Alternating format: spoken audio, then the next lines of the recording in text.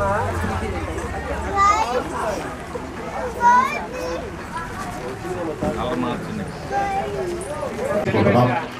రోజున శ్రీకృష్ణ మండపంలో స్వామివారి పూజా కార్యక్రమాన్ని మరికొద్ది సేపట్లో ప్రారంభించుకోబోతున్నాం. ప్రతి ఒక్కరూ మండపంలోకి వచ్చి పూజలో పాల్గొని తీర్థప్రసాదాలు స్వీకరించి స్వామివారి కృపకు పాత్రలు కావాల్సిందిగా సాదరంగా ఆహ్వానిస్తున్నాం. శ్రీకృష్ణుడు అందరివాడు, అందరిలోని వాడు. ఈ వేడుకలు ఇస్తున్నాం. 21వ తారీఖు మధ్యాహ్నం నుంచి స్వామివారి పల్లకి ఊరేగింపు పల్లకీలో కొలువు తీర్చి భుజంపై మోస్తూ సాంప్రదాయబద్ధంగా మన ఊరి వీధుల్లో పల్లకీ సేవలో తరించాల్సిందిగా సాదరంగా ఆహ్వానిస్తున్నాం. మరికొద్ది సేపట్లో పూజ ప్రారంభం కావాలి.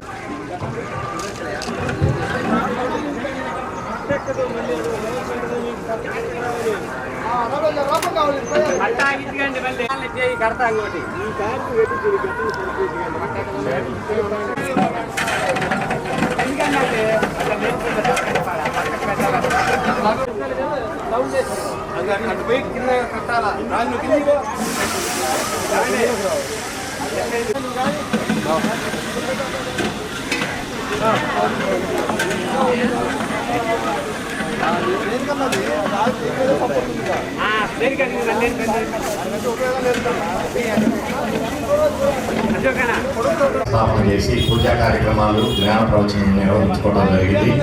ఈరోజు ముక్తేశ్వరంలో ఈ కార్యక్రమాన్ని మనం జరుపుకుంటున్నాం. మరికొద్ది సేపట్లో స్వామివారి పూజ ప్రారంభం కాబోతా ఉన్నది. కాబట్టి భక్తులు ఎవరు మండపాలకు రావాల్సిందిగా సాధారణంగా ఆహ్వానిస్తున్నాం.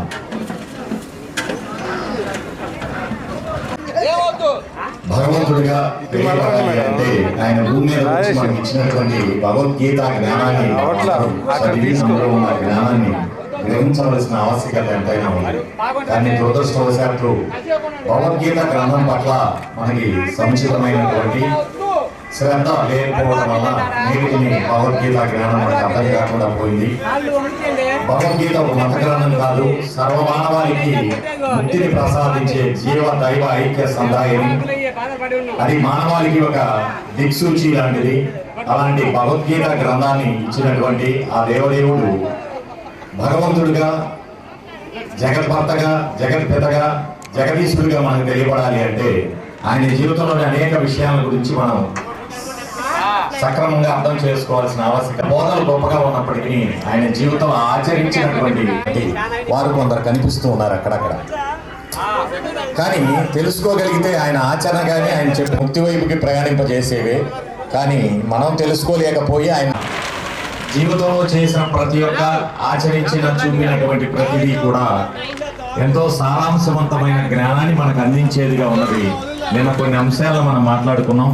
మరలా క్లుప్తంగా ఈరోజు కూడా వాటిని మనం జ్ఞానము ఆచరణలో మనకు సక్రంగా తెలియనట్లయితే మనము దైవ మార్గంలో తప్పిపోయే అవకాశం ఉంది. కానీ కావున మనం ఈ 5 రోజులు అనుకూలత ఉన్న ప్రతి సమయాన్ని కాలమే నేను అని చెప్పి గీతలో కాలోస్మి లోకక్షయ అని చెప్పాడు భగవానుడు.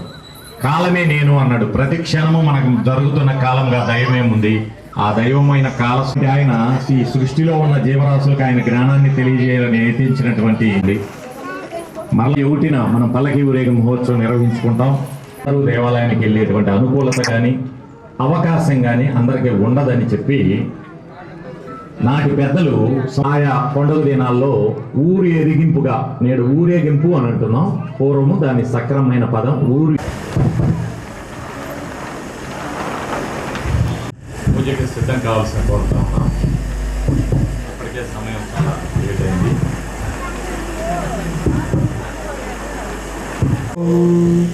విపుల శాస్త్రజ్ఞాని వేదాంత వేద్యుడు బ్రహ్మ తేజవదన భాసితుండు సత్యశాంత రూప సద్గురుమూర్తిని శ్రీ ప్రబోధ గురుని చేరిగొల్తూ అమృతంబు వంటి ఆత్మబోధన వృష్టి శిష్యగణము పైన చిందజేసి తరుపనలరు వారు ముక్తిదాత అయిన శక్తి స్వరూపుని శ్రీ ప్రబోధ గురుని చేరిగొల్తూ కోటి జన్మలందు గూడిన కర్మల జ్ఞాన ఖడ్గమిచ్చి నరుక నేర్ప దివ్యబోధ చేయు దీన కరుణా సముద్రుని వందే గురునాం చరణారవింద.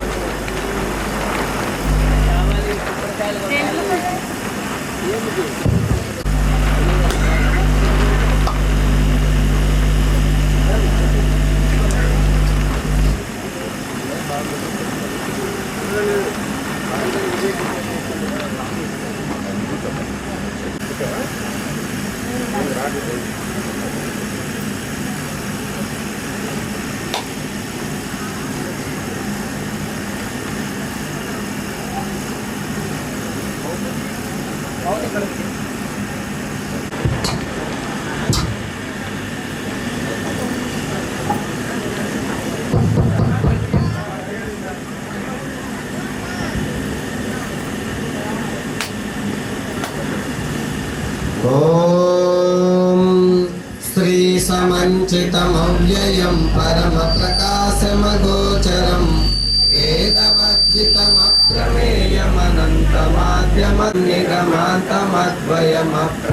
వేదవర్జితమగ్రమేయమనంతమాద్యమన్నిగమాంతమద్వయమప్రతర్క్యమబోధకం ప్రాతరేవ హి మానసాంతర్భావయేద్గురుపాదుకం నాదబిందుకలాత్మకం దశనాదవేదవినోదకం మంత్రరాజ విరాజితం నిజమండలాంతర్భాసితం పంచవర్ణమఖండమద్భుత గురుపాదుకం వ్యోమవద్బహిరంతరస్థితమక్షరం నిఖిలాత్మకం కేవలం పరిశుద్ధమేకమజన్మహి ప్రతిరూపకం బ్రహ్మతత్వ వినిశ్చయం నిరతానుమోక్షసుబోధకం ప్రాతరేవ హి మానసాంతర్భావయేద్గురుపాదుకం సునీలసన్నిభ ఆదిబిందునిజం సుఖం సూక్ష్మకర్ణికమధ్యమస్థిత విద్యుదాదివిభాసితం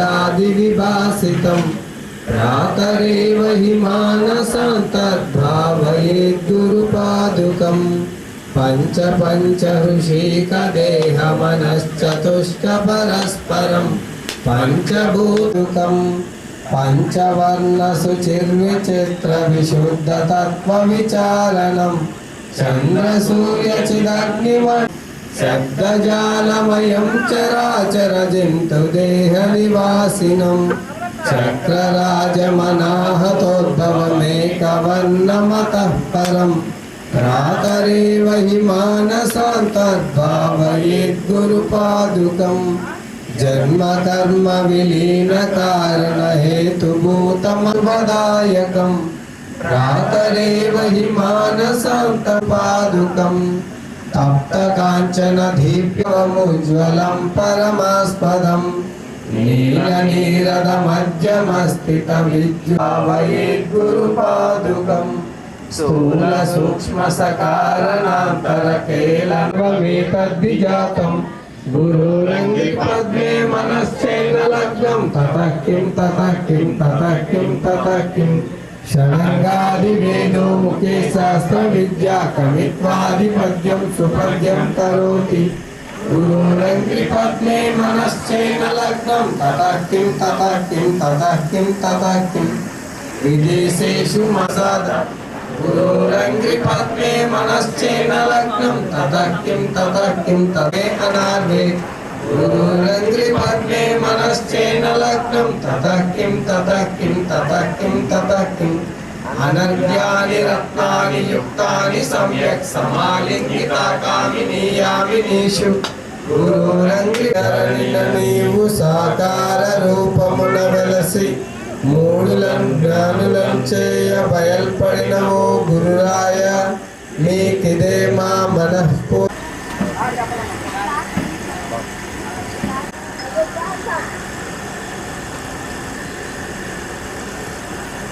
ఓం మంగళం గురుదేవాయ మహనీయ ప్రబోధాత్మనే సర్వలోక శరణ్యాయ సాధురూపాయ మంగళం.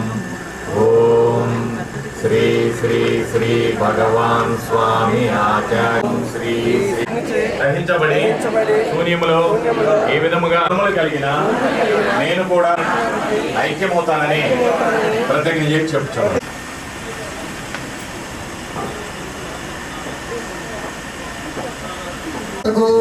ఆధ్యాత్మిక సామ్రాజ్య చక్రవర్తి నెమలిపించదారునికి, మురళీధరునికి, కేశవునికి, మాధవునికి, నారాయణునికి, గోవిందునికి, సాకార భగవంతునికి, నిరాకార పరమాత్మకు, జై బోలో శ్రీకృష్ణ పరమాత్మకు, జై బోలో శ్రీ శ్రీ శ్రీ ఆచార్య ప్రబోధానంద యోగీశ్వర వారికి. గోపిక శ్రీకృష్ణ వేషధారణలతో భగవద్గీత శ్లోకపఠనములతో మనం ముక్తేశ్వరం గ్రామంలోని వీధుల్లో ఊరు ఎరిగింపుగా స్వామివారి పండుగని నిర్వహించుకోబోతున్నామని తెలియజేయటకు ఆ భాగ్యాన్ని ఇచ్చిన దేవదేవునికి ముందుగా నమస్కారాలు తెలియజేస్తూ ఈరోజు ఈ సత్సంగ కార్యక్రమాన్ని చేసిన జ్ఞానులకి, జ్ఞాన జిజ్ఞాసులకి, శబ్దరూపంలో ఉంటున్నటువంటి వారందరికీ కూడా ముందుగా నా నమస్కారాలు తెలియజేస్తున్నాం. శ్రీకృష్ణ భగవానుడు ఇప్పటికీ ఆయన ఆ రాత్రి యమునని దాటించి పక్కనే ఉన్న ఆయన మిత్రుడైనటువంటి నందుని ఇంటికి నంద యశోదల సంరక్షణలో పెంచడం వరకు ఆ రాత్రి ఆయన తప్పించి తండ్రి అయిన వసుదేవుడు మరలా కారాగారానికి రావడమైంది. ఆ నంద యశోదల సంరక్షణలో నందగావులో, గోకుల్లో ఆయన 11-12 సంవత్సరాల కాలం పెద్దయిన తరువాత ఆ మధ్యలోనే ఆయన అనేక రకాలైన పోతన, శకటాసురుడు వంటి వారి నుంచి అనేక గండాలని ఎదుర్కొన్నప్పటికీ ఏవి ఆయన చేయదారిపోయినవి. చివరికి ఆయనకు 11 సంవత్సరాలు వయసు దాటి 12 సంవత్సరాలు వచ్చిన తర్వాత ఆయన కన్నా 7 సంవత్సరాల పెద్ద ఆయన అన్నయ్య అయినటువంటి బలరాముడితో పాటు బలరాముడు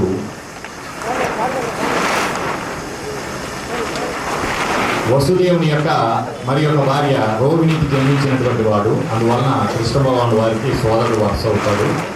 ఆయనకి 19, ఈయనకు 12 సంవత్సరాల వయసులో మేనమామైన కంసుడు ద్వంద్వ యుద్ధానికి ద్వారకి పిలవగా, మధుర పట్టణానికి పిలవగా వెళ్ళి ఆ ద్వంద్వ యుద్ధంలో మామను సంహరించి ఆ పట్టణానికి రాజుగా బలరాముడు పాలిస్తూ ఉండగా ఆ పక్కన ఉన్న బృందావనం ఆయన జీవితాన్ని మార్గదర్శకత చేసి మనకి వెళ్ళటమైంది. కానీ దురదృష్టవశాత్తు ఆయన జ్ఞానం పట్ల కానీ అంతటి దేవదేవుడి జీవితంలో ఆచరించి చూపించిన ఆ చిహ్నముల పట్ల కానీ సముచితమైన భావము, శ్రద్ధాశక్తులు లేకపోవటం వల్ల ఈనాటికి మనకి అర్థం కాలేదని చెప్పుకోవాల్సిన పరిస్థితి ఉంది. గురుదేవులు శ్రీ శ్రీ శ్రీ ఆచార్య ప్రబోధానంద యోగీశ్వరుల వారు భగవద్గీతతో పాటుగా మరి ఒక 100 గ్రంథములు రచించి భగవద్గీతలో భగవానుడు చెప్పిన సారాంశాన్ని అర్థమయ్యేలాగా చేస్తూ ఇంకను శ్రీకృష్ణుడు మధురా నగరంలో పుట్టినటువంటి నాటి నుంచి 126 సంవత్సరాల తర్వాత తన శరీరాన్ని త్యజించి వెళ్ళేంత వరకు ఆయన జీవితంలో ఆయన నడయాడి చూపించి ఆచరించిన ప్రతి ఒక్క కార్యాల యొక్క నిజార్థాలని జ్ఞానయుక్తంగా మనకు వివరించడం వల్ల నేడు మనకు కొంత అర్థం కావటం మనందరి అదృష్టంగా మరొకసారి గుర్తు చేస్తూ ఉన్నాం. ఎందుకు అంటే ఆయన ఏం చేసినా అందులో జ్ఞాన సందేశాన్ని మనకి ఇచ్చారు, కానీ మనమే ఆయన్ని గ్రహించలేకపోయాం. ఆయన కిరీటాన్ని ఒక చక్రాన్ని ధరించిన ప్రపంచ విధానంలో దాన్ని రాజులు, చక్రవర్తులు వారి వారి స్తోమతలను చూపించడానికి చక్రవర్తి మాత్రమే ధరించేది ఆ వెనకున్న చక్రం. కానీ ఆయన చక్రవర్తి కాదు, రాజు కూడా కాదు. మధురా నగరానికి అప్పుడు పాలన చేస్తున్న అన్నయ్య బలరాముడు, ఆయన రాజుగా కూడా లేదు. అయినప్పటికీ ఓ పెద్ద చక్రాన్ని ధరించి నేను ఆధ్యాత్మిక సామ్రాజ్యానికి చక్రవర్తి అనే సందేశాన్ని ఆయన మనకు ఇచ్చారు. ఇప్పటికీ కృష్ణ ప్రతిమల వెనక మనం ఎప్పుడు ఎక్కడ చూసినా ఒక పెద్ద చక్రం ఉంటుంది. ఆయనకు మాత్రమే అది కనిపిస్తూ ఉంటుంది. చాలా దేవతా విగ్రహాలకి కిరీటాలు ఉన్నప్పటికీ చక్రధారిగా ఆయనే కనిపిస్తాడు. అంటే చేతిలో సుదర్శన చక్రం పురాణయుక్తం కాదు. ఆయన కిరీటానికి ఎప్పుడు కూడా భౌతికంగా కూడా ఒక చక్రాన్ని తెలియకుండానే ఆత్మైన ఆయన లోపల నుంచి ఈనాటికి అలా పెట్టి ఆ తెలుసుకునే సమయం వచ్చినప్పుడు తెలియజేయాలందరికీ ఈనాటికి నిరూపించారేమో. అప్పుడే ఆయన ఒక సందేశాన్ని ఇచ్చారు, నేను ఆధ్యాత్మిక సామ్రాజ్య చక్రవర్తి అని. అంటే ఆత్మజ్ఞానాన్ని ప్రబోధించడానికి ఆయన అష్టమి దినాన్ని ఎంచుకుని మరి పుట్టినటువంటి దేవదేవుడు. అష్టమి రోజు ఆయన జన్మ తీసుకోవడంలో కూడా తెలుసుకోగలిగితే సారాంశవంతమైనటువంటి అర్థం ఉన్నది. ఇక్కడ అందరం ఉన్నాం కాబట్టి నిన్న మనం కొంత వ్యక్తి చేసుకున్నప్పటికీ మరొక మారి ఆయన జ్ఞానం ఎప్పటికీ మనకి అమృత లాగానే ఉంటుంది. కాబట్టి అష్టమి దినాన్ని భగవానుడు ఎందుకు ఎంచుకొని పుట్టాడంటే మనం ఎవరిని అలా ఈ రోజున పుట్టాలి అని ఒక నిర్ణయం మేరకు ఎంచుకొని పుట్టడానికి మనకి ఏ స్వేచ్ఛ లేదు. మన కర్మబద్ధులు ఎక్కడ పుట్టాలి, ఎప్పుడు పుట్టాలి అంతా ప్రారంధానుసారం మనకి లభించుద్ది. కానీ ఆయన అయితే భూమి మీదకి కర్మను రాసుకొని మనందరికీ జ్ఞానాన్ని ఇవ్వడం కోసం యత్నించినటువంటి జగన్నాథుడు. కాబట్టి అష్టమ రోజు ఎందుకు జన్మించాడు అని మీరు చూసినట్లయితే, అష్టమి అనేది మనకి ఒక మాసమునికి 2 పక్షముల అన్న విషయం మనందరికీ తెలుసు. ఆ పక్షములకు 15 రోజులు ఉంటాయి అనే అంశం కూడా మనందరికీ తెలుసు. ఆ 15 రోజులు పాడ్యమి, విద్య, తదియ, చవతి, పంచమి, షష్ఠి, సప్తమి అని 7. అష్టమికి ముందు ఉన్న 7 రోజులు అయితే మధ్యలో అష్టమి ఆయన జన్మించిన రోజు, ఆ తర్వాత మరో 7 రోజులు నవమి, దశమి, ఏకాదశి, ద్వాదశి, త్రయోదశి, చతుర్దశి, అమావాస్య. ఇటు 7 రోజులు ఇటు 7 రోజులు వదిలేసి మధ్యలోని అష్టమి దినానే ఆయన జన్మ తీసుకొని మనకు జ్ఞానవంతమైన సారాంశవంతమైన ఒక సందేశాన్ని ఇచ్చాడు. ఏమిటి అని మనం చూసినట్లయితే, ఈనాటికి కృష్ణ భగవానుల వారి విషయంలో చాలామంది ఆయన భగవద్గీతను అందించినటువంటి గొప్ప జగద్గురువు అని ఒప్పుకోగలిగినప్పటికీ జీవితంలో ఆయన ఆచరించినటువంటి 8 మందిని పెళ్లి చేసుకున్నాడు, అనేక మంది గోపికలతో విహరించాడు. ఆయన జీవితంలో జారుడుగా, చోరుడుగానే మాకు కనిపిస్తున్నాడు. కానీ బోధలు చెప్పినంత గొప్పగా మేము అంగీకరించలేకపోతున్నామనే వారు ఈనాడు అక్కడక్కడ మనకి ప్రచారంలో చూస్తూ ఉంటాం, కనిపిస్తూ ఉంటారు. అంటే ఆయన ద్వారా వారు జ్ఞానం నుంచి అజ్ఞానం వైపు ప్రయాణించే పరిస్థితిలో ఉన్నారని మనకు అర్థమవుతూ ఉంది. ఎందుకు అంటే ఆ ముందు 7 రోజులు వదిలేసి వెనక 7 రోజులు మధ్యలో ఉన్న అష్టమి దినాన్ని ఎందుకు జన్మించాడంటే, జ్ఞానమునికి అజ్ఞానమునికి రెంటికి నేను సంధిలా ఉన్నాను, నా ద్వారా నన్ను సక్రమంగా తెలియగలిగితే మీరు జ్ఞానం వైపు మీ జీవితాన్ని ప్రయాణింపజేసుకోవచ్చు, లేక సరిగా తెలియజాలన్నట్లయితే అజ్ఞానం వైపుకి మీ జీవితాలు ప్రయాణిస్తాయి అని చెప్పి ఒక సందేశం ఇస్తూ ఆయన అష్టమి రోజుని జన్మ తీసుకున్నాడు. ఏ పక్షంలో లేకుండా 2 వైపులా మధ్యలో రోజు అటు 7 ఇటు 7 వదిలివేసి ఆ 8వ రోజు ఆయన అష్టమి దినాన్ని ఎంచుకున్నాడు. ఇంకా చూసినట్లయితే ఆ అష్టమిలో కూడా ఆయన కృష్ణ పక్షంలో జన్మ తీసుకున్నాడు. పక్షములు 2 అయితే, ఒకటి కృష్ణ పక్షమి, 2 శుద్ధ పక్షమి లేదా శుద్ధ పక్షమి. అంటే బహుళ పక్షంలోనే ఆయన ఎందుకు జన్మించాడు? బహుళ పక్షం అంటే పౌర్ణమి నుంచి అమావాస్య వైపు ప్రయాణించే 15 రోజుల కాలాన్ని మనం బహుళ పక్షంగా చెబుతాం. ఆ కృష్ణ పక్షం అని కూడా అంటాం దాన్ని. అంటే అమావాస్య వైపుకు ప్రయాణించేటువంటి 15 రోజుల్లోనే ఆయన ఎంచుకొని ఎందుకు జన్మించాడు అనేది కూడా మనం చూస్తే ఇందులో కూడా జ్ఞానం ఉందని గురుదేవులు మనకి అందించడం జరిగింది. ఏమిటి అని అంటే, సంపూర్ణ జ్ఞాన నిధి అయినటువంటి ఆ పరమాత్మ, జ్ఞానానికి సంపూర్ణమైన నిలయమైనటువంటి ఆయన ఆ పరము నుంచి ఈ అజ్ఞాన అంధకారమైన ఇహంలోకి ప్రయాణించుతూ వచ్చేటువంటి విధానాన్ని చూపిస్తూ ఆ పరమైనటువంటి పరమాత్మ ఇహమైనటువంటి ఈ అజ్ఞానపు ప్రపంచంలో జన్మ తీసుకుంటూ ఆయన ఒక సందేశాన్ని ఇచ్చాడు. అంటే ఆయన ఆ పక్షంలో జన్మించడంలో కూడా మనం చూడగలిగితే, తెలియగలిగితే, అర్థం చేసుకోగలిగితే అక్కడ కూడా ఒక సారాంశవంతమైన వివరమే ఉంది. ఎందుకంటే పూర్ణ జ్ఞానానిధి ఎవరు అంటే, సంపూర్ణ జ్ఞానానిధి భగవంతుడే.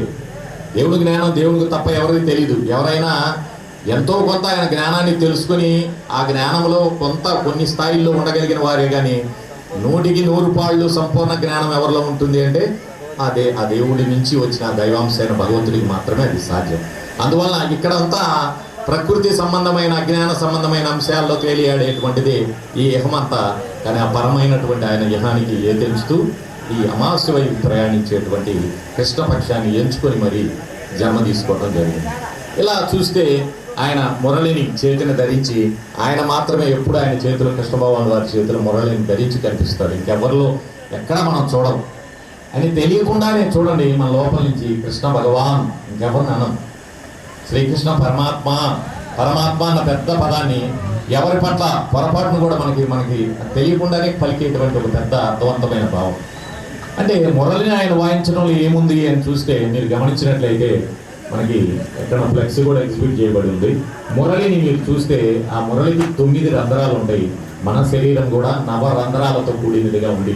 గీతలో ఆయనే చెబుతాడు నవద్వారపురము అని, 9 తూట్ల దీపమ్మ అని చెప్పి ఒక తత్వంలో కూడా పెద్దలు పాడుతూ ఉంటారు. మన శరీరాల్ని ఆయన చేతిలోని మురళితో పోల్చి శరీరధారమైన మనకి జ్ఞానం అనేది గురువు ద్వారాగానే రావాలని, గురువు యొక్క ఆవశ్యకతను పెద్దలు అంటారు, గురువు లేని విద్య గుడ్డి విద్య. గురువు ద్వారానే మనకి సక్రమంగా జ్ఞానం అనేది లభిస్తుంది. గురువు ద్వారానే మనం ముక్తి వైపు ప్రయాణించడానికి మార్గం అనేది లభిస్తుంది అని ప్రతి జీవికి గురువు ఆవశ్యకతను తెలియజేస్తూ ఆ జగద్గురువు అయినటువంటి ఆయన జగద్గురువు ఎలా అయ్యాడు? శిష్యులు ఎక్కువైన వారిని ఈ రోజు జగద్గురువులుగా పలికే అజ్ఞాన సంబంధమైన విధానం ఉంది.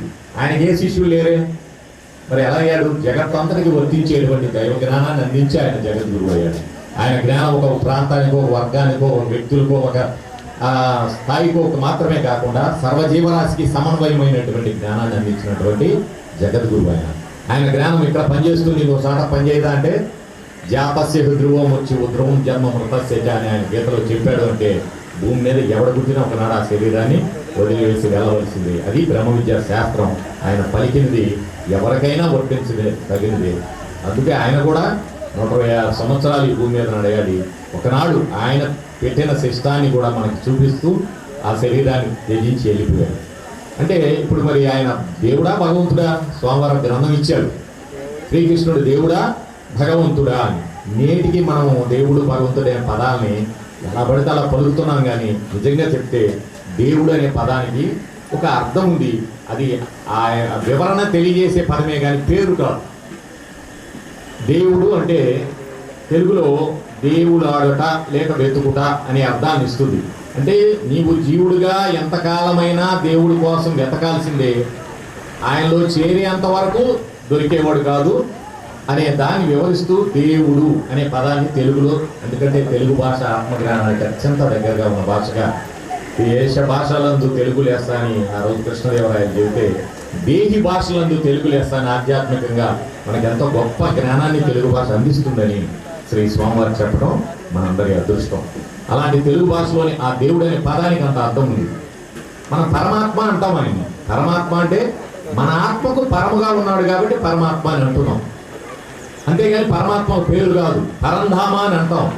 ధామము అంటే నివాసము, పరంధామం అంటే ఒక నివాసం లేనివాడు, అంతటా ఆయన నివాసమే. అనువనుగుణ వ్యాపించి అంతటా ఉన్నటువంటి ఆయన ఇక్కడ ఉన్నాడా అంటే సూది మొనబెట్టి ఇక్కడ లేడు అని అంటానికి లేనటువంటి విధముగా అంతటా మయా తదమిదం సర్వం జగదవ్యక్తేన మూర్తిన మస్తాని సర్వభూతాన్ని రాజవిద్య రాజగురు ఆయన ఏదైతే చెప్పాడో అనుగుణంగా వ్యాపించినటువంటి ఆ నిరాకారమైనటువంటి ఆయన ఆ పరమాత్మ.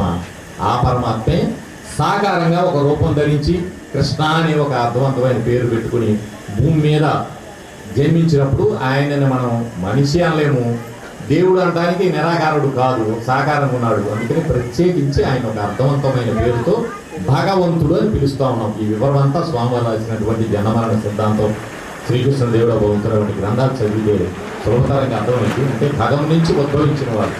మరి మనమందరం తల్లి గర్భం నుంచి వచ్చాం కదా అంటే ఆయన జన్మ ప్రత్యేకమైనది. తల్లి గర్భంలో ఉన్నప్పుడు కూడా ఆయన సజీవంగా ఉన్నటువంటి వాడు. అందుకే ఎదురుకాలతో జన్మిస్తూ ఒక కాలని 2 సార్లు ఊపి, ఒక కాలం ఒకసారి ఊపి మూఢాత్మ జ్ఞానాన్ని వస్తువుని మనకు అందించినటువంటి ఆయన. సరే, ఇప్పుడు మనం మురళిగాడికి వచ్చి మనం చూసినట్లయితే మన శరీరాలన్నీ కూడా 9 ద్వారాలతో ఉన్నాయి. ఆ చేతులు ఆ మురళిని ధరించి మీరందరి చుట్టూ నా చేతిలో ఉంది అని చెప్పాడు. ఇంకా దాన్ని ఒక శబ్ద రూపంలో దాన్ని వాయించి ఆ శబ్దం కొద్ది దూరం వెళ్ళి ప్రకృతిలో లయం చెందుతూ ఉంది. శబ్దం ఎక్కడి నుంచి పుడుతుంది అంటే ప్రకృతిలోంచే పుడుతుంది. శ్రీమతి శ్రీ అనే వివరణ చెప్పేటప్పుడు మనం ఎక్కడ కాదు మీద శ్రీమతి శ్రీ అంటే ముందు జ్ఞానము తెలిస్తేనే పరమాత్మలకు శ్రీ అనేది పరమాత్మ సూచన అయిన పురుషుడికి ముందు రాస్తూ ఉంటాం. జ్ఞానం కలిగిన స్త్రీలకు పెళ్ళైన వారికి ఇప్పుడు రాస్తూ ఉన్నా, జ్ఞానం లేని వారికి కూడా శ్రీమతి అని రాస్తున్నారు. దైవ జ్ఞానం తలలో ఉన్నటువంటి వారికి శ్రీమతి అని రాయటం సంస్కృతమైన పద్ధతి. అంటే దేవుని జ్ఞానం తెలిసినాకనే దేవుడు చేరే అవకాశం వస్తుంది. కాబట్టి ముందు తెలియాల్సింది జ్ఞానం. ఈ జ్ఞానం ఎక్కడి నుంచి పుట్టింది అంటే మన తల్లి ప్రకృతిని అనుసరించి పుట్టింది. అంటే ప్రకృతిలోంచే శబ్దం వచ్చింది. గురువు చెప్పే జ్ఞానం కూడా మనకు శబ్ద రూపంలో వినిపిస్తుంది అనే సందేశాన్ని ఇస్తూ ఆయన మురళిని వాయించినప్పుడు ఆ మురళి నాదానికి, ఆ గానానికి అక్కడ ఉన్నటువంటి స్త్రీతత్వం కలిగినటువంటి ఆవు, నెమలు, గోపికలు వారంతా కూడా ఆయనకి దగ్గర అయ్యేటువంటి విధానం చూపిస్తూ ఈ శబ్దము కొంచెం దూరం వెళ్ళి లయం చెందుతూ ఉంది. మీరు కూడా గురువు ద్వారా వచ్చే జ్ఞానం ద్వారా కర్మలన్నీ నిశేషమైనట్లయితే నాలోకి వచ్చి చేరతారు అని చెప్పి సందేశం ఇస్తూ ఆయన మురళీనాదాన్ని 9 ద్వారాలు కలిగిన 9 రంధ్రాలు కలిగిన మురళి రూపంలో వాయించి మనకి జ్ఞాన సందేశాన్ని ఇచ్చాడు. అదేవిధంగా ఆయన శిరస్సును ధరించినటువంటి నెమలిపించం నేను కొద్ది సమయం చెప్పుకున్నాం, ఎక్కువ తీసుకోము. ఎందుకంటే మనకి ఈ 5-6 రోజులు ఇక్కడ 9 రోజులు దాచేపల్లిలో మనం జ్ఞానయుక్తంగా ఆయన చెప్పిన జ్ఞానాన్ని తెలుసుకోవడానికి, గీతలోని ఆయన జ్ఞానాన్ని గుర్తు చేసుకోవడానికి సద్వినియోగపరచుకోదలుచుకొని ఉన్నాం. కాబట్టి త్వరగా కొత్త వారు కూడా ఉన్నారు. నెమలిపించే ధారణ అనేది ఒక శ్రీకృష్ణ భగవాన్ వారి ద్వారాగానే ప్రారంభమైంది. ఆయన శిరస్సును ఎప్పుడు ఎక్కడ చూసినా ఆయన ప్రతిమని ఆయన తలలో నెమలిపించం లేకుండా కనిపించదు. ఆ నెమలిపించాన్ని మీరు గమనించినట్లయితే అందులో అంటే ఆయన అందానికో ఆకర్షణకో, స్త్రీలను ఆకర్షించడానికో, లేకపోతే ధనికుడు కాబట్టో ఏదో అందానికో ఆకర్షణలో పెట్టుకున్నాడు అనేది మనకు తెలియబడింది. మరికొందరు కొంత ప్రపంచ విధానంలో దాని గురించి బోధించాలనే తాపత్రయంతో నెమలి సంపర్కం లేకుండా సంతానాన్ని ఉత్పత్తి చేసింది కాబట్టి అందులో ఒక పవిత్రత ఉందని, అందువల్ల ఆ పింఛాన్ని నెమలుగా పెట్టుకున్నారని చెప్పినా అవి శాస్త్రీయతకు నిలవు. మనం ఏం మాట్లాడినా శాస్త్రబద్ధంగా ఉండాలి అనేది అందులో ఇది బ్రహ్మ విద్యా శాస్త్రం. మనం మాట్లాడేది ఆధ్యాత్మికం అంటే ఆత్మను అధ్యయనం చేయడం అనేటువంటి సారాంశమైన వివరణ ఉంది. అంటే మనం ఏం మాట్లాడినా అందులో దైవ జ్ఞాన సంబంధమైనటువంటి, ఇప్పుడు మనకు అక్కడ కనిపించే పూలమాల మాత్రం పూలు కనిపిస్తున్నాయి, అందులో కనిపించక లోపల దారం రూపంలో ఒక సూత్రంగా ఉండబట్టి ఆ పూలన్నీ పట్టి ఉంచింది. ఏది చెప్పినా అందులో దైవ జ్ఞానం అనే సారాంశం ఉన్నప్పుడే అది అర్థవంతమైంది అవుతుంది. కానీ ఇక ఏదో చెప్పగానే ఆ కింద చాలా మంది కామెంట్ చేశారు, ఏమని అలాగేం లేదు, నెమలి కూడా మీటింగ్ ఉంది అన్నిట్లాగానే, కాబట్టి చెప్పింది తప్పు అని. అంటే ప్రపంచంలోకి వెళ్ళి చెప్పినప్పుడు ఇవన్నీ తప్పిపోతూ ఉంటాయి. కానీ మనకి శ్రీ స్వామివారు ఎంత గొప్ప సారాంశవంతమైన, అంటే గీతలోంచే మనం చూడాలి. భగవద్గీత బ్రహ్మ విద్యా శాస్త్రం. గీతలో భగవానుడు చాతుర్వర్ణం మయా సృష్టం గుణకర్మ విభాగశాల తస్య కర్తారం అభిమా విద్య కర్తారం అభియమని ఒక శ్లోకం ఇచ్చారు. దీనికి కూడా నేటి వరకు సముచితమైన అర్థాన్ని తెలుసుకోలేకపోవడం దురదృష్టకరం. అంటే 4 వర్ణాలు 4 కులాలుగా బయట చెప్పుకునేటువంటి దురదృష్టకరమైన పరిస్థితుల్లో నేను 7-8 భగవద్గీతలు చదివిన తర్వాత శాస్త్రబద్ధమైన వివరణ నాకు తెలియడం కూడా నన్ను ఈ జ్ఞానం వైపు ఆకర్షింపజేసిందని ఈ సందర్భం మీతో పంచుకుంటూ ఉన్నాం. ఎందుకంటే బ్రాహ్మణ, వైశ్య, క్షత్రియ, శూద్ర అని 4 వర్ణాల గురించి 4 కులాలుగా అన్ని భగవద్గీతలో రాసి ఉండటం దురదృష్టకరం. ఈ 4 వర్ణాలు కొన్ని ప్రాంతాల్లో ఉండొచ్చు, మన రాష్ట్రంలో ఉండొచ్చు, పక్క రాష్ట్రం పోతే ఈ వర్ణాలు లేకుండా మరి ఒక వర్ణాలు ఉండొచ్చు. లేదు ఇంకో దేశం వెళ్ళామనుకోండి, ఆ దేశంలో అసలు ఈ 4 కులాల ప్రస్తావనే ఉండకపోవచ్చు. మరి అప్పుడు ఆయన మనం జగద్గురు అంటున్నాం, జగత్తంతటికి వర్తించే జ్ఞానం చెప్పిన ఆయన యొక్క జ్ఞానం మన దేశంలో మన ప్రాంతంలోనే పనికి వచ్చింది అని చెప్పుకుంటే మనకన్నా వివేక్ ఎవరు ఉంటారు. మరి అక్కడ అలా ఎందుకు రాసుకున్నారా అని ప్రశ్న వస్తూ ఉండేది. మన భగవద్గీత చిన్ననాటి నుంచి చదువుతున్నప్పుడు మన యొక్క శ్రద్ధానుసారం ఇలాంటివన్నీ తలలో వస్తుండేవి. భగవంతుడు ఎందుకు చెప్పుకుంటాడు అలా మరి అని. మరి శ్రీ స్వామివారి దానికి 4 కులాలు కదయ్యా, దేవుడు అన్ని జీవరాశుల్లో 4 వర్ణాలు గుణకర్మ విభాగశాన అని చెప్పారు. మనం అర్థం చేసుకోలేకపోయారు మీరు. 3 గుణాలతో గుణాతీతమైన ఇంకో స్థానము, 3 తమో గుణానికి తామస గుణము పెద్దది, తర్వాత రజోగుణము, తర్వాత సత్వగుణము. ఈ 3 గుణాలకు లోపల గుణరహితమైన యోగస్థానం ఆత్మస్థానం అవుతుంది అని మన తలలో గుణచక్రం అనే దాని గురించి పోల్చదగినది ఒక నెమలి పింఛంలోని 4 వలయాలతో కూడిన చక్రమే. మీరు చూడండి, నెమలి పింఛం 4 చక్రాలతో కూడింది. అందులో ఒక్కొక్క చక్రం ఒక్కొక్క వర్ణాన్ని ప్రత్యేకంగా చూపిస్తూ ఉంది. ఆ మధ్యలో ఒక చక్రానికి ప్రత్యేకమైనటువంటి ఆ వ్యత్యాసం కూడా మీకు కనిపిస్తూ ఉంటుంది. మీరు నెమలి పింఛాన్ని మీరు గమనించినట్లయితే చివరిలో ఆ గోధుమ వర్ణంతో కూడినటువంటి ఒక వలయం కనిపిస్తుంది. ఆ తర్వాత మెరుస్తూ కొద్ది ఆకుపచ్చ వర్ణంతో ఒకటి మనకి ప్రత్యేకించి ఒక వలయము, 3వ వలయము ఇంకొకటి ప్రత్యేకంగా ఉంది. అంటే మొదటిది తమో గుణానికి, 2వది రజో గుణానికి, లోపలది సత్వగుణానికి అయితే ఇక 4వది అతి ప్రాధాన్యమైనది, ముఖ్యమైనది, ఆత్మస్థానానికి సూచన అయినది అనేటువంటిది నీలి ఆకుపచ్చ వర్ణంలో ప్రత్యేకమైన ఆకర్షణగా మెరుస్తూ కనిపిస్తూ ఉన్నది. ఈ 4 చక్రాల రూపంలో ప్రతి జీవరాశి తలలోనూ ఊర్ధ్వమూల మధశాఖమని మూలమైనంత ఊర్ధ్వమైన తలలోని పెడితే తలే ప్రతి ఒక్క వ్యక్తికి కనిపించేదిగా, తలే ప్రాధాన్యమైనదిగా, ముఖ్యమైనదిగా ఉన్నది. కాబట్టి తలని బట్టి ఎవరినైనా గుర్తించగలరు.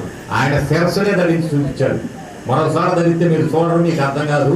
తల మీద అయితే ఏదో ఒక రోజు ఎక్కడొకక్కడ మీకు అర్థమయ్యే రోజు వస్తుంది అని అనుకున్నారేమో. మరి ఆ దేవదేవుడు ఆనాడే మరలా మనకి శ్రీ గురుదేవులు మనకు తెలియజేయటం మనందరి యొక్క అదృష్టం. ఆ 4 చక్రాలుగా నెమలిపించే ఉంచి మనకి ఏం సందేశం ఇచ్చారు ఇందులో అని కూడా మనం చూసినట్లయితే, నీవలే నేను అన్ని కార్యాలు చేయుచున్నప్పటికీ నీ కర్మ అంతా ఆత్మస్థానంలో ఉండి నేను కార్యాలు చేస్తున్నాను.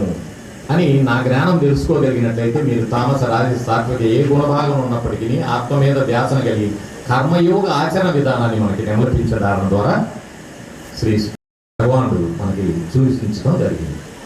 అంటే ఆయన జ్ఞానంలో మనం తెలుసుకోగలిగితే భగవద్గీత అంతా మనం సారాంశవంతంగా ఆయన స్పష్టంగా చెప్పారు. లోకోస్మి వివిధ నిష్ట పురా ప్రోక్త మయా అనగా, అయ్యా నేను లోకంలో రెండు నిష్టలను ఏర్పరిచి పెట్టాను. సాంఖ్య యోగేన జ్ఞానినం కర్మయోగేన యోగినాం అంటాడు. అంటే సాంఖ్యం అంతా తెలిసిన వాడు శరీరంలో మనసు యొక్క అనుపానం తెలియగలిగితే బ్రహ్మయోగం ఆచరిస్తున్నాడు. లేదా కార్య వివరణ తెలిసి కార్యం ఎలా చేయాలనో పూర్తిగా కర్మంతని విధానంలో చేయగలిగిన వాడు కర్మయోగిగా ఉన్నాడు అని చెప్పి 2 నిష్టల్ని అక్కడ చెప్పారు. అంటే భగవద్గీత అంతా చూస్తే ఏం సారాంశం ఉంది అంటే 3 యోగాలు ఉన్నాయి అంతే. తెలియగలిగితే బ్రహ్మయోగం, దాన్నే మనం జ్ఞానయోగం అని అంటారు. కర్మయోగం, దీన్నే రాజయోగం అని అంటారు. 3వది భక్తి యోగం. అక్కడక్కడ మనకి కొన్ని శ్లోకాల్లో భక్తి యోగ విధానాన్ని చెప్పారు.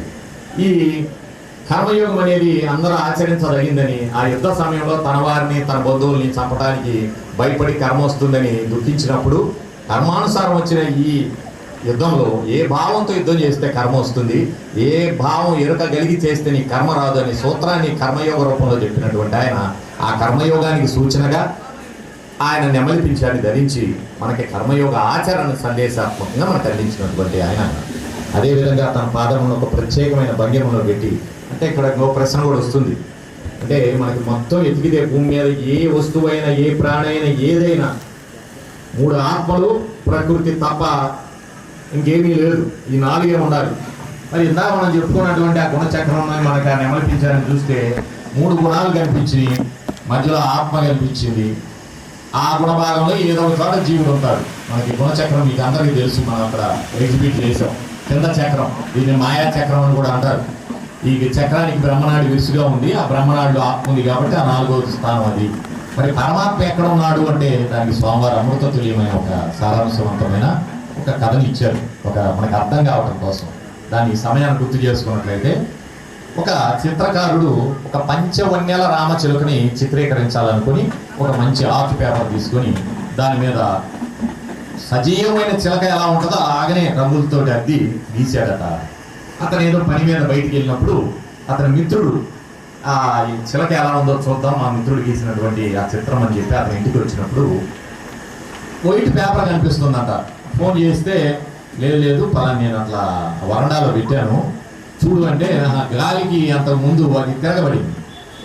వెనక వైట్ పేపర్ కనిపిస్తుంది, తిప్పి చూస్తే చిలక కనిపిస్తుంది. ఇప్పుడు ఇక్కడ గమనించినట్టయితే చిలక దేని మీద ఉంది?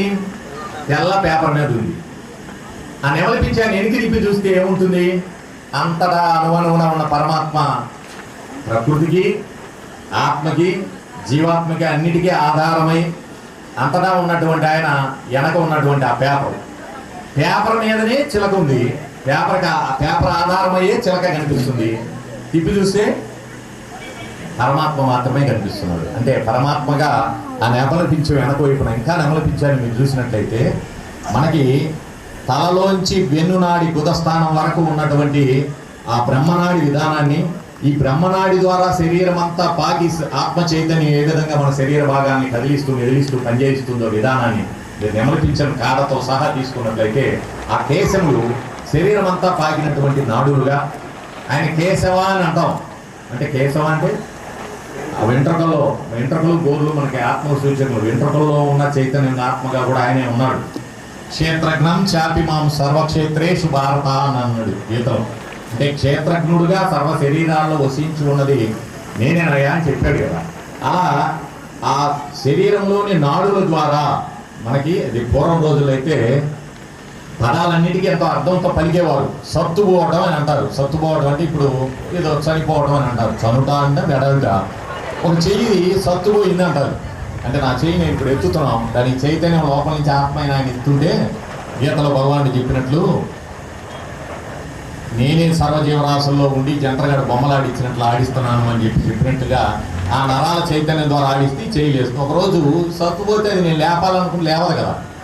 అంటే ఆ నాడుల ద్వారా ఆయన చైతన్యం ఏ విధంగా శరీరం అంతా పాకి ఉందో మనం ఒక సంపూర్ణమైన నెమలిపించాన్ని కాడ వరకు తీసుకున్నట్లయితే ఆ కాడ బ్రహ్మనాడి సూచనగా, ఆ పక్కకి వస్తున్న కేశములు శరీరం అంతా పాకినటువంటి నరాలకు సూచనగా మనకి చాలా సందేశవంతమైన విధానం అంతా నెమలి పింఛంలో ఉంది. ఈ సారాంశాన్ని అంతా ఆయన ఒక పింఛం ధరించడం ద్వారా మనకు అందించాడు. అంటే మనం గ్రహించగలిగితే ఆ సారాంశం అర్థమైంది. అంటే ముడి వేసి జ్ఞానాన్ని ఇచ్చాడు ఆయన. ముడిని విప్పుకోగలిగితే మనకు సారాంశం తెలుస్తుంది. లేకపోతే నేను ఒకరోజు ఈ మధ్యకాలంలో ఒక మిత్రుడిని కలిసాం. అంటే ఒక పని మీద ఒక హాస్పిటల్లో 10 మంది డాక్టర్లు, ఆ రోజు వాళ్ళంతా మా ఫ్రెండ్స్ అయ్యి ఉండడం వల్ల మేము అక్కడ కలవడం జరిగింది. ఆ సందర్భోచితంగా ఎక్కడికి పోయినా మనకు భగవద్గీత గురించే వస్తుంది. భగవద్గీత గురించి మాట్లాడుతున్నాం మేము. ఆయన తెనాలి, ఆయన డాక్టర్, ఆయన ప్రొఫెషన్లో మంచి ఎక్స్పర్టు. ఆయన ఏమన్నారంటే, నాకు భగవద్గీత అంటే ప్రాణం సార్, చాలా ఇష్టం, నా భగవద్గీత శ్లోకాలు కూడా నేర్చుకొని గీతా పారాయణం చేస్తాను. చాలా సంతోషం అండి, నాకు బాగా మంచి మిత్రుడు దొరికాడు అనుకొని చాలా సంతోషం అండి. అంటే ఆయన, నేను ఒక శ్లోకం చెబుతాను సార్ అని, ఉద్ధరే ఆత్మ అంటే ఆత్మ చేత ఆత్మ ఉద్ధరించబడుతుంది, ఆత్మ చేత ఆత్మకు అధోగతి పాలుగా అవుతుంది అని గీతలో భగవంతుడు చెప్పినటువంటి ఒక శ్లోకాన్ని ఆయన అక్కడ చెప్పడం జరిగింది. చాలా సంతోషం సార్, దీని వివరణ ఏంటి చెప్పండి అన్న. సార్, ఆత్మ చేత ఆత్మ ఉద్ధరించబడింది, ఆత్మ చేత ఆత్మ అధోగతి పాలవుతుందని భగవంతుడు చెప్పాడు అన్నాడు. చాలా సంతోషం సార్, ఏ ఆత్మ చేత ఏ ఆత్మ ఉద్ధరించబడుతుంది, ఏ ఆత్మ చేత ఏ ఆత్మ అధోగతి పాలవుతుంది? ఆత్మకే ఆత్మే శత్రువుగా ఉన్నది, ఆత్మకి ఆత్మే బంధువు అవుతున్నది అని చెప్పిన ఆ 2 శ్లోకాల సారాంశం తెలుసుకోగలుగుతున్నానండి. అంటే అది మనస్సు ద్వారా అని మళ్ళీ పక్కకు వచ్చాడు. అలాగా నువ్వు సార్ డాక్టర్ గారు పక్కకు పోతున్నాం మనం. ఇక్కడ భగవంతుడు ఉద్ధరే ఆత్మ ద్వారా ఆత్మ ఉద్ధరించబడుతుందని భావనలో చెప్పారు కదా. అంటే ఏమో సార్, ఇక్కడ నాకు కన్ఫ్యూజన్ ఉంది, మీరు అడగటం మొదలుపెట్టి నాకు ఇప్పుడు దాకా ఆలోచించలేదు. అంటే అక్కడ గీతలో పురుషోత్తమ ప్రాప్తి యోగం 16-17 శ్లోకాలలో భగవంతుడు ముడివేసి జ్ఞానాన్ని ఇచ్చాడు. ఆ జ్ఞానం తెలియకపోతే ఈ శ్లోకం కూడా తెలియదు. మరి ఆ జ్ఞానం సారాంశవంతమైంది, అది బేసు, ఫండమెంటల్స్. అవి తెలియకుండా మనం జ్ఞానంలో, అందుకే పెద్దవాళ్ళు ఏమంటారు అని అంటే, పంచతత్వం పాంచీకరించగా మంచి ఎత్తులం అన్న మాటలన్నా కొంచెం మంది గజం గుడ్డు పెట్టిన సందము ఈశ్వర అని చెప్పేసి ఒక అఖిలజీవ సంఘ ఆత్మలింగ అని చెప్పి ఒక పద్యం ఉంటుంది. అంటే ఈ ప్రకృతిలోని పంచభూతాల కాంబినేషన్తో మన శరీరంలోని 24 భాగాలు ఎలా ఏర్పడాయో తెలియకుండా నాకు అంతా తెలుసు అనుకున్నట్లుగానే అయిపోతుంది. అసలు ముందు అతి సారాంశవంతమైన ఆ ఈశ్వరలింగం మీద 3 విభూతి రేఖలు దిద్ది నాటి జ్ఞాన పెద్దలు ఇచ్చినటువంటి సారాంశవంతమైన దాన్ని కూడా మనం తప్పిపోయి ధనేషున దానేషున అని చెప్పి ఇప్పుడు చెప్పుకుంటున్నాం. అంటే ధనం మీద ఈశ్వరుడికి ఏమాత్రము ఇది లేదు, పుత్రుల మీద లేదు, భార్య మీద లేదు, అంటే వాళ్ళ ముగ్గురు మీద లేదు, కానీ ఇంకో బంగారం మీద ఉందా, ఇంకో దాని మీద ఉంటే ఆయన కామదాహుడి ఎలా అయ్యాడయా, ఆయన కూడా 3 పెట్టుకొని చూపించారు కదా అంటే మళ్ళీ మన దగ్గర ఆన్సర్ లేదు. అంటే శాస్త్రబద్ధత పక్కకు పోతే ఇలా అని ఉంటుంది. అంటే అక్కడ ఏం చెప్పాడు, అతి సారాంశవంతమైనది. ఇప్పుడు మనం ఇంతసేపు ఇక్కడ ఈ జ్ఞాన సంబంధమైన ఈ కార్యక్రమం నిర్వహించడానికి కూడా అతి బేస్ అయినది ఒకటి శ్రీ శ్రీ శ్రీ ఆచార్య ప్రబోధానంద యోగేశ్వర వారు త్రైత సిద్ధాంతానికి సిద్ధాంతకర్తగా భగవద్గీత యొక్క గొప్పదనాన్ని మన బుద్ధికి చేరటం కోసం మనకి భగవద్గీతలోని పురుషోత్తమ ప్రాప్తి యోగం 16-17 శ్లోకాల్లోని వివరణ అందించడం జరిగింది. త్రైత సిద్ధాంతం అంటే ఒక మతమో ఒక ఇదో కాదు. గీతలో భగవంతుడు చెప్పిన జ్ఞానమే మనకి ఇంతకుముందు అద్వైత సిద్ధాంతకర్త ఆది శంకరాచార్యులు వారు కేవలం పరమాత్మను గురించి జగత్ మిథ్య బ్రహ్మ సత్యం అనే శ్లోకం నుంచి పరమాత్మను గురించి అంతా మిథ్యే, ఒక పరమాత్మే సత్యం అని చెప్తే ఆ తర్వాత విశిష్టాద్వైతం వచ్చింది. రామానుజాచార్యులు వారు పరమాత్మను గురించి కొంత జీవాత్మను గురించి తెలియజేయడం జరిగింది. ఆ ద్వైత సిద్ధాంతం అక్కడ కూడా మనకి మధ్వాచార్యులు వారు పరమాత్మని జీవాత్మని గురించి తెలియజేయడం జరిగింది. కానీ అతి ముఖ్యమైన ఇక్కడ మన ఒక వివరణ మిస్ అయింది. అది కూడా తెలిస్తే మీకు ఆధ్యాత్మిక జ్ఞానం బాగా అర్థమవుతుందని. ద్వావిమౌ పురుషౌ క్షర ఏవచ క్షర సర్వాణి భూతాని కూటస్థాక్షర ఉచ్యతే అని భగవానుడు భగవద్గీతలో 16వ శ్లోకంలో చెబుతాడు. ద్వావిమౌ, 2 పురుషులు ఉన్నారు, క్షరుడు అక్షరుడు. క్షరుడు అంటే నాశనం అనేటువంటి జీవాత్మ, అక్షరుడు అంటే నాశనం లేనటువంటి ఆత్మ. క్షరుడికి అక్షరుడు కూటస్థుడుగా ఉన్నాడు. అంటే కూటస్థుడు అంటే ఎప్పుడు వెంట ఉండేవాడు, తోడుగా ఉండేవాడు, ఆయన లేకుండా ఈయన లేడు. ఇక అని చెప్పి ఇక్కడ మనకి 16వ శ్లోకంలో ఈ క్షర అక్షరుల గురించి చెప్తూ 17వ శ్లోకంలో అబ్బాయి వీళ్ళిద్దరు కాకుండా ఉత్తమ పురుషస్తి అని ఏ పరమాత్మ ఉత్తమైన పురుషుడు, అన్యమైన ఆయన ఇంకొక ఆయన ఉన్నాడు, ఆయన పురుషోత్తముడు అని పలుకుతున్నాం. ఎందుకని మన ఆత్మకు పరంగా ఉన్నాడు. ఈ ముగ్గురు విషయమే మీరు సారాంశం అని చెప్పి ఆ గీతలో మీరు 16-17 శ్లోకాలు పురుషోత్తమ ప్రాప్తి యోగం అయిపోయిన తర్వాత ఆ 18-19 శ్లోకాల్లో మీరు ఒకసారి గీతను మరలా తీసి చూసినట్లయితే అతి రహస్యవంతమైన సారాంశవంతమైన వివరణ, ఇది తెలిసిన వాడు కృతకృత్యుడై నన్ను చేరగలడు అని చెప్పి భగవంతుడు చెప్పిన సారాంశాన్ని ప్రబోధానంద యోగేశ్వరుల వారు త్రైత సిద్ధాంతం అనే పేరున గీతలో ఉన్నదాన్ని మనకు అర్థమయ్యేలాగా, అంటే అసలు ఆడించే మధ్యాత్మ వివరం తెలియకపోతే, మనకి అక్షర పురుషుడు యొక్క వివరం తెలియకపోతే మన జ్ఞానాలు ముందుకు వెళ్ళలేమని ప్రతి చేతి మీద దేవుడు ముద్రించి మనల్ని అందరినీ పంపించాడు. ఈ కింద 2 రేఖలు కలిసి ఉంటాయి, పై రేఖ కలవకుండా పరమాత్మ గుర్తయినది విడిగా ఉంది. అదే వివరణ ఈశ్వరలింగం మీద కూడా నాటి జ్ఞాన పెద్దలు నిరాకారమైన పరమాత్మ సూచన ఈశ్వరలింగం మీద పెట్టి చూపించారు. కాకపోతే ఆ మధ్య రేఖ ఎందుకు పెట్టారు అనేది మనకు తెలియలా. మరి నిజమే మీరు అన్నట్లు ఆ 3 రేఖలు దానేసిన పుత్రేషన్ ఏదో చెప్పుకున్నా ఉంటే ఆ మధ్యలానికి ఎందుకు పెట్టారు అంటే అట్ట కూడా కాదు, ఈ మధ్య మేము పైన పెడుతున్నాం కింద పెడుతున్నాం అసలు మర్చిపోయామనే పరిస్థితులు. అంటే మనకి అత్యున్నతమైన అతి గొప్ప జ్ఞానాన్ని పెద్దలు అందించినప్పటికీ మన పాను ఆ జ్ఞానం యొక్క విలువ మనకి శ్రద్ధ లేకపోవటం వలన, చెప్పేవారు లేకపోవటం వలన, ప్రపంచ ధ్యాస జీవుల్లో కలగటం వలన కొంత మనం సారాంశాన్ని మిస్ అయినప్పుడు మళ్ళా అందరం మర్చిపోయినా గుర్తు చేయడానికి దేవుడు ఆయన నిర్ణయం మేరకు శ్రీ గురుదేవుడు శ్రీ శ్రీ శ్రీ ఆచార్య ప్రబోధానంద యోగేశ్వరుల వారి ద్వారా మనకి తెలియటం మనందరికీ. ఎందుకంటే ఈ కృష్ణాష్టమి వేడుకలు ఆయన ఆయన 126 సంవత్సరాల తర్వాత దేహత్యాగం అవ్వగానే 2 సంవత్సరాలు కాగానే కలియుగం ప్రారంభమైంది. ఆయన గీతను 90 సంవత్సరాల వయసులో ఆ భారత యుద్ధ కాలంలో అర్జునుడికి తెలియజేస్తే ఆ తర్వాత వ్యాస మహర్షి అది గ్రంథీకరించడానికి 3 సంవత్సరాల కాలం పట్టింది.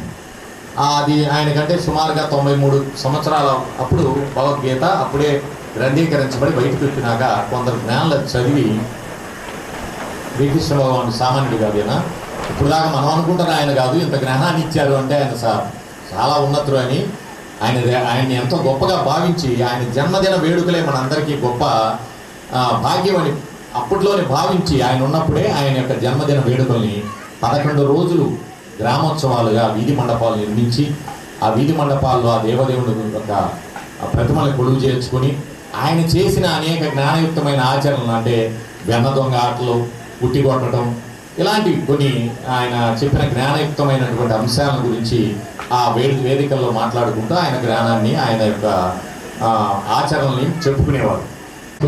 మరలా ఏదైనా మనం రీఛార్జ్ అవుదాం, లేకపోతే కొద్దిగా నిద్ర రావటం, కొద్దిగా పక్కకి వెళ్తూ ఉంటాం.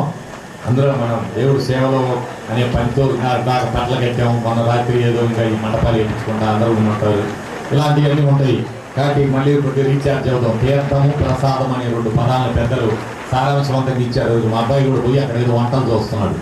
అంటే తీర్థము, టీ అంటే అగ్ని, జ్ఞానాగ్నితో కూడింది తీర్థం అయితే విశిష్టమైన జ్ఞానశక్తి నిలయము ప్రసాదం, ప్రాణగా విశిష్టమైనది, శక్తివంతమైనది.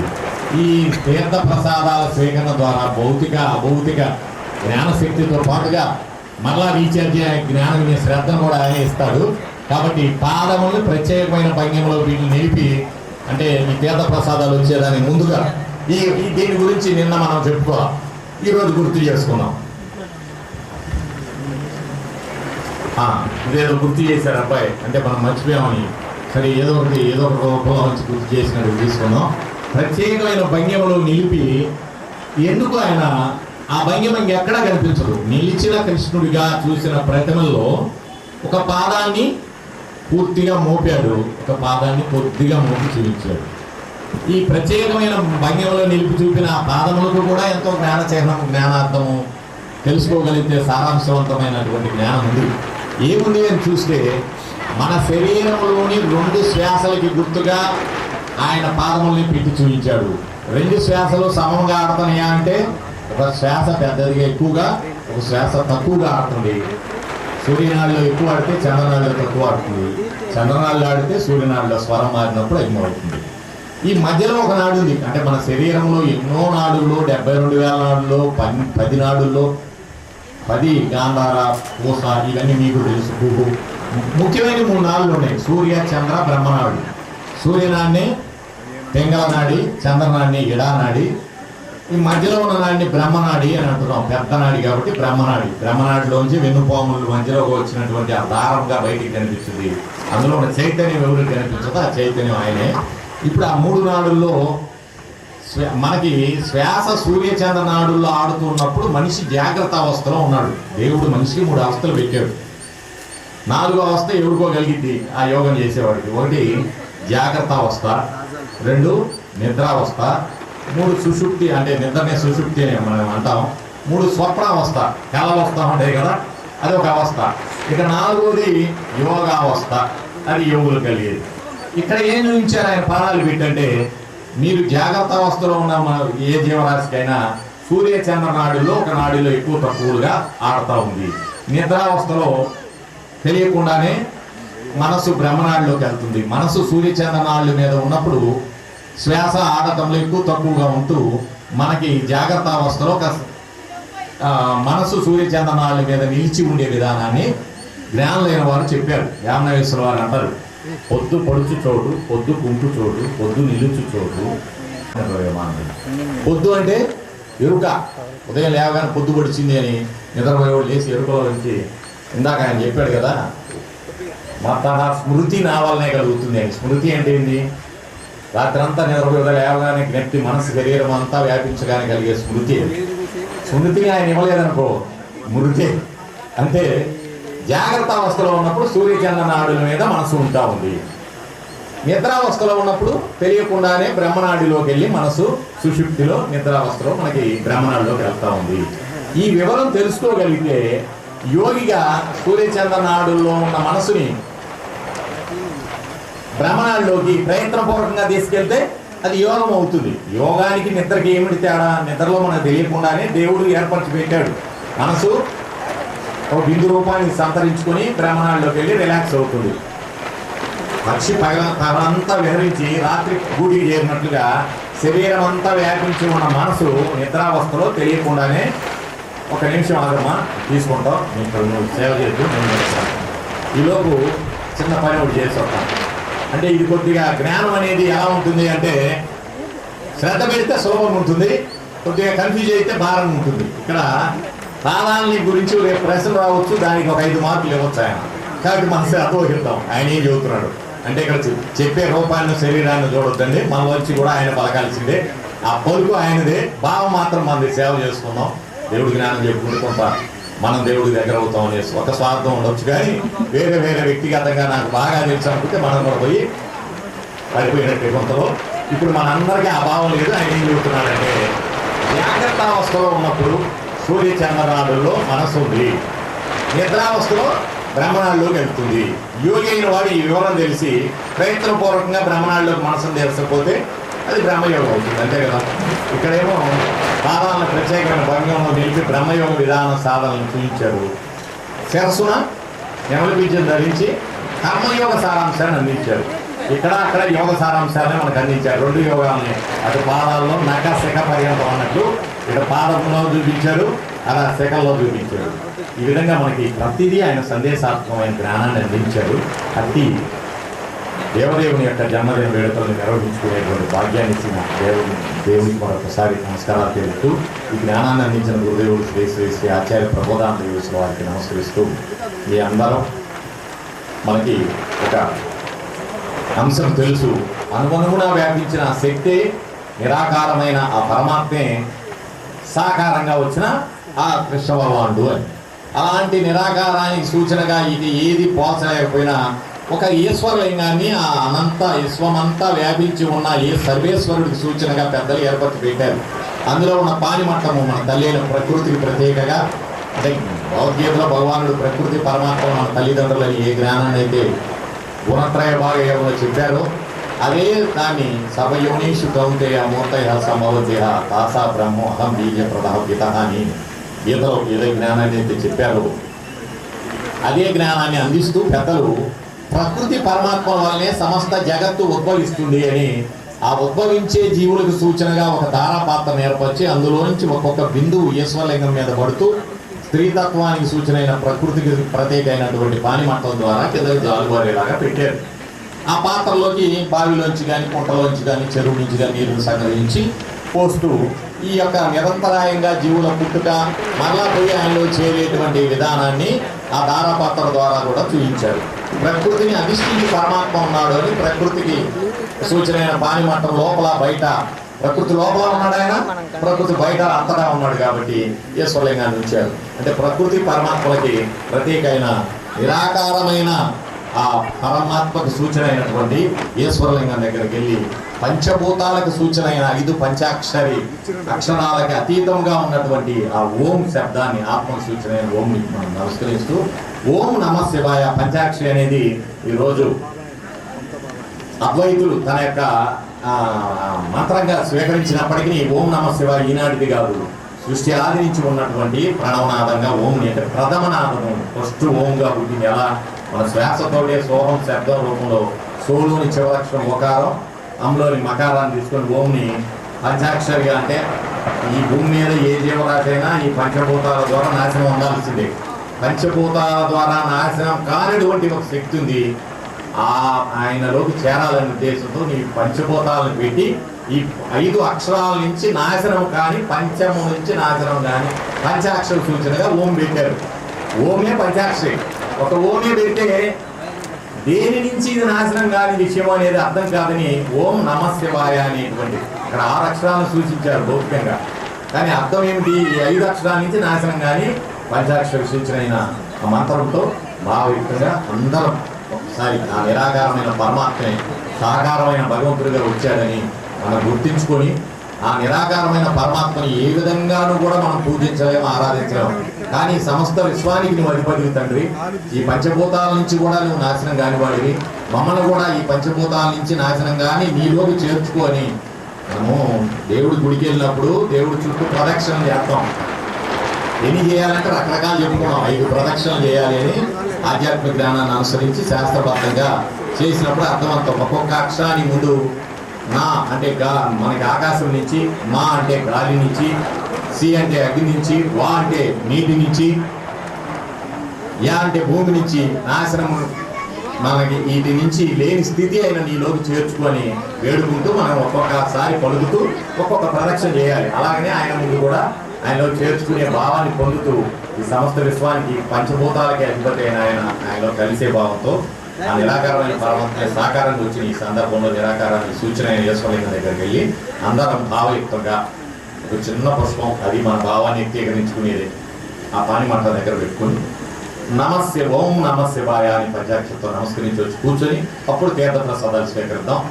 చకచక ఇది ఎక్కువసేపు మనం అక్కడికి వెళ్ళి ఒక పుష్పాన్ని తీసి అలా ఒక అరగంట పెట్టేది ఏమీ లేదు. భావ వ్యక్తీకరణ క్రతు ఆయన దగ్గర మనం చేయగలిగింది అనువనువులో వ్యాపించిన ఆయనకి సూచనగా పెట్టుకున్నది. ఆయన మనం ఏ విధంగానూ ఒక భావ వ్యక్తీకరణ 2 చేతులు ఎత్తి ఓం నమః శివాయ అంటే అదే పెద్ద ఫలితాన్ని ఇచ్చేటువంటి పంచాక్షరి మంత్రం కాబట్టి నమస్కరించుకొని వచ్చి మళ్ళీ సాకారమైన ఆయన జ్ఞానాన్ని తెలుపుకోవడానికి ముందుగా రీఛార్జ్ అవ్వడానికి తీర్థప్రసాదాలు స్వీకరిద్దాం. శ్రీకృష్ణం జగద్గురు.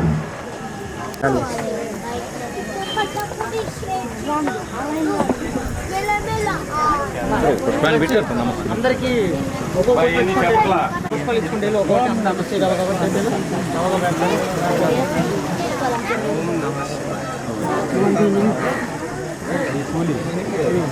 హలో హలో ఓం నమః శివాయ.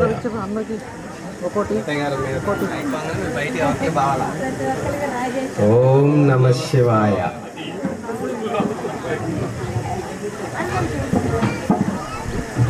ఓం నమః శివాయ. ఓం నమః శివాయ. ఓం నమః శివాయ. ఓం నమః శివాయ. ఓం నమః శివాయ. ఓం నమః శివాయ. ఓం నమః శివాయ.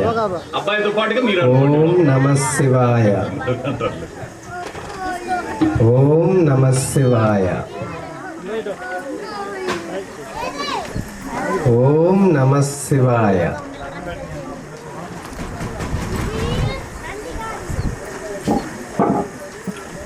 ఓం నమః శివాయ. ఓం నమః శివాయ. ఓం నమః శివాయ. ఓం నమః శివాయ.